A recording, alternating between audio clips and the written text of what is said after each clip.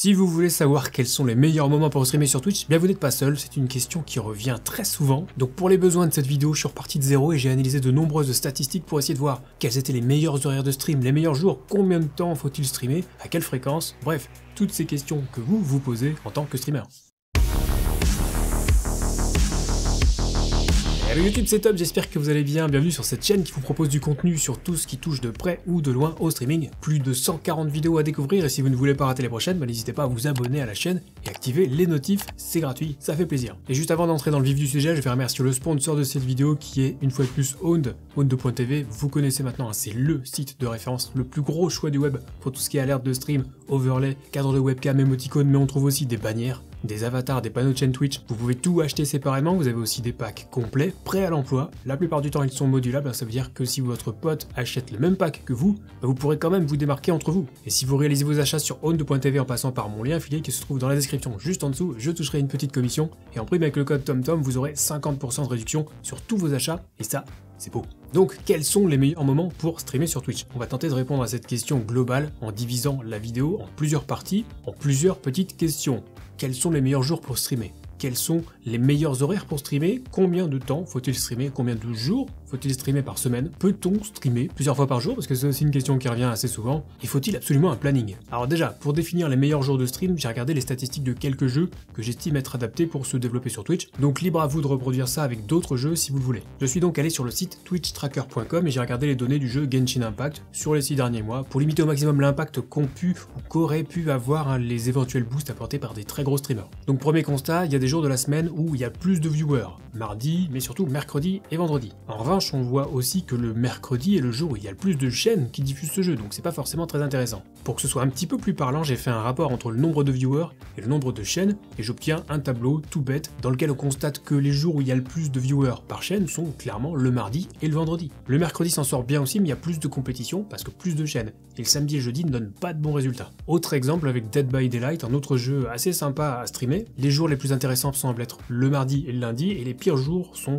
comme souvent en fait, le week-end, puisqu'il y a toujours plus de streamers connectés le week-end. Pour le fun, j'ai fait la même chose avec la catégorie Just Chatting. Bon là, pour le coup, la multitude de streamers évoluant dans cette catégorie, et le fait que certains n'y passent que très vite avant de lancer un jeu, tout ça fait que les données ne sont pas forcément très pertinentes, mais en gros, voilà quand même ce que ça donne. Moins de viewers le vendredi et le samedi, pic de chaîne sur ces mêmes jours, donc logiquement le ratio viewer par chaîne n'est pas en faveur de ces deux jours-là, au profit du lundi et du mardi, encore une fois. Ensuite, j'ai croisé ces données avec celles du site Solignome qui permet en plus d'affiner par langue. Donc j'ai choisi évidemment les streams en langue française, et sans entrer dans le détail, j'ai obtenu des résultats sensiblement équivalents. Et donc au final, bon, il n'y a pas un jour magique universel qui reviendrait sur tous les jeux, même si le mardi revient souvent en tête, alors je ne sais pas pourquoi, mais tout dépendra du jeu. Sur LoL par exemple, ça sera mieux de streamer le week-end. Alors ça veut pas dire qu'il faut absolument streamer tel jour ou ne pas streamer le dimanche, chaque cas est unique et ces statistiques ne donnent vraiment qu'une tendance. Mais si vous êtes un petit peu curieux, rien ne vous empêche de tester différents jours pour vos streams et de regarder quel jour pourrait être mieux adapté à tel ou tel jeu. Donc maintenant on va passer aux horaires. Grande question là encore, quelles sont les heures les plus propices pour faire les meilleures audiences sur Twitch? Et bien là encore j'ai regardé un petit peu ce que ça donnait sur Twitch Tracker et sur Solignome. Alors on peut utiliser deux types de données ici, le nombre de chaînes Twitch qui sont en live, les streamers, et le nombre d'utilisateurs présents sur Twitch, les viewers. Parce que si on se contentait de streamer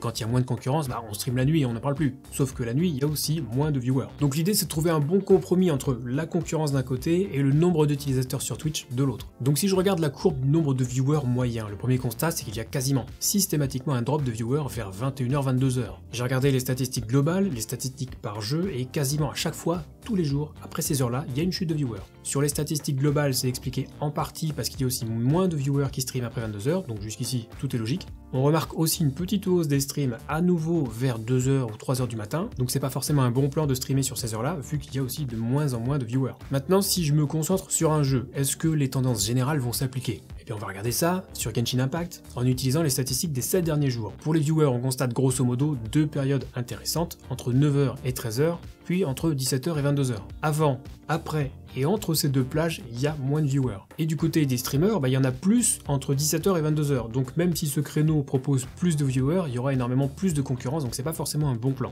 En revanche, sur la plage du matin, on a beaucoup moins de streamers en live, alors qu'en parallèle, on a un petit pic de viewers. Donc niveau rentabilité, ça serait peut-être plus intéressant de streamer du Genshin Impact entre 8h ou 9h du matin et 13 ou 14h. Et évidemment, là encore, tout dépendra du jeu, mais c'est vrai que d'une manière générale, les streams matinaux fonctionnent encore plutôt bien. Ajoutez à ça la possibilité d'appliquer ces horaires aux jours les plus propices et ça peut vous donner quelque chose de vraiment sympa. Du coup, on passe à la question suivante. Combien de temps faut-il streamer? Alors là, il n'y a pas besoin de statistiques, hein, d'expérience, je peux vous dire que si vous streamez moins de 2 heures, ça sera pas assez. Votre temps de présence en ligne devient intéressant à partir de 3 heures de stream pour que les viewers puissent avoir le temps de vous trouver et pour permettre entre autres aux systèmes comme les recommandations de Twitch de se mettre un petit peu en place. Des valeurs qu'on retrouve assez souvent indiquent une durée de 3 à 5 heures de stream, je suis totalement en accord avec ces valeurs. En dessous, comme on l'a dit, c'est vraiment trop court et au-delà, on commence à perdre un petit peu le rendement entre le temps passé en live et la découverte par les viewers. Alors évidemment, vous pouvez streamer plus, mais honnêtement, c'est pas forcément très utile, sauf cas exceptionnel bien entendu. Et dans le même ordre d'idée, on peut se demander combien de jours il serait intéressant de streamer par semaine. Alors partant du principe que vous démarrez sur Twitch, je l'ai déjà dit à plusieurs reprises, mais je le répète, ne streamez pas tous les jours,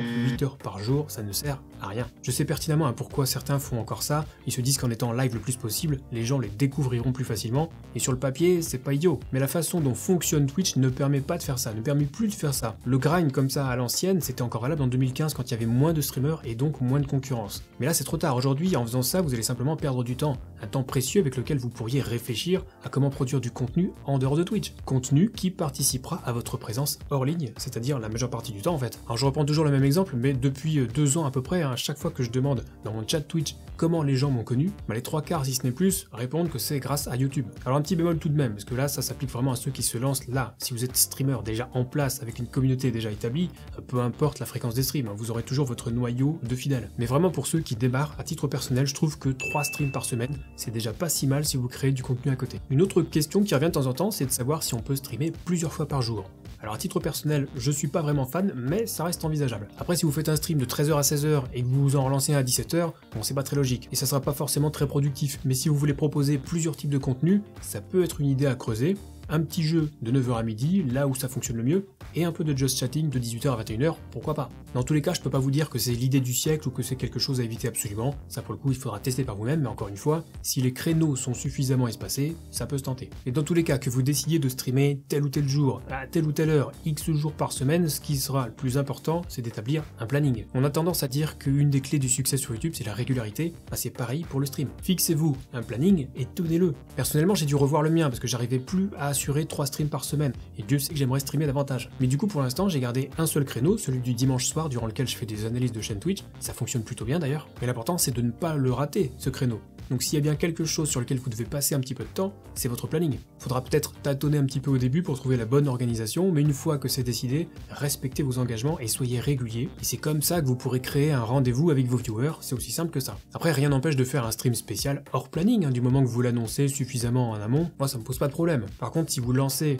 un stream sauvage, ne vous étonnez pas si les habitués ne viennent pas. Dernier petit point, n'hésitez pas à remplir votre planning directement sur votre chaîne Twitch, ça paraît tout bête mais comme ça les gens pourront voir facilement vos jours et vos horaires de stream. Vous pouvez d'ailleurs mettre plusieurs petits blocs les uns à la suite des autres, et les viewers pourront même demander à recevoir une notification en particulier. Alors ça fait peut-être un petit peu too much de se dire qu'on doit chercher les meilleurs jours pour chaque jeu, regarder quels sont les horaires qui fonctionnent le mieux, etc. Mais d'une part, rien ne vous oblige à le faire, vous pouvez totalement expérimenter en mettant votre doigt dans le cul du coq, et d'autre part, c'est pas non plus une garantie de succès, qu'on soit bien d'accord. Mais à l'heure où de plus en plus de streamers débarquent sur Twitch, ça peut être intéressant d'essayer d'adopter une stratégie plutôt que de se laisser porter par le vent. Et dernier point, une fois que vous aurez défini vos jours de stream, planifiez votre contenu à l'avance. Là aussi, certains vont se dire « Ouah, TomTom il est relou, il veut nous faire bosser ou quoi ?» Bah oui, en fait, je vais vous faire bosser. Si vous regardez cette vidéo, c'est que vous avez envie de vous développer sur Twitch, sinon vous streamez aux horaires que vous voulez et on n'en parle plus. Donc partant de ce principe, j'estime qu'il est important que vous preniez conscience que le streaming, ce n'est pas qu'un loisir. Et planifier le contenu que vous ferez en live, c'est peut-être aussi ce qui fera la différence entre vous et quelqu'un qui stream au pifomètre. Et là encore, ça ne garantit pas le succès non plus, mais autant mettre toutes les chances de notre côté, enfin c'est ma façon de voir les choses. En tout cas, si vous êtes arrivé à cet instant précis de la vidéo, n'hésitez pas à écrire un petit commentaire pour voir si vous partagez cette analyse ou si vous avez une autre opinion, c'est toujours intéressant de confronter les idées, c'est ça aussi qui fait avancer. Et du coup, si vous avez des questions sur ce sujet ou tout autre sujet lié au streaming, je vous rappelle que vous pouvez venir me les poser dès que je suis en live sur Twitch. Pour les questions plus techniques, rendez-vous sur le Discord communautaire Zero Absolute Gaming. Lisez bien les règles pour débloquer les salons de discussion et on vous répondra au plus vite. Sur ce, c'est la fin de cette vidéo. Et oui, on se retrouve très vite pour la prochaine et d'ici là, bon stream.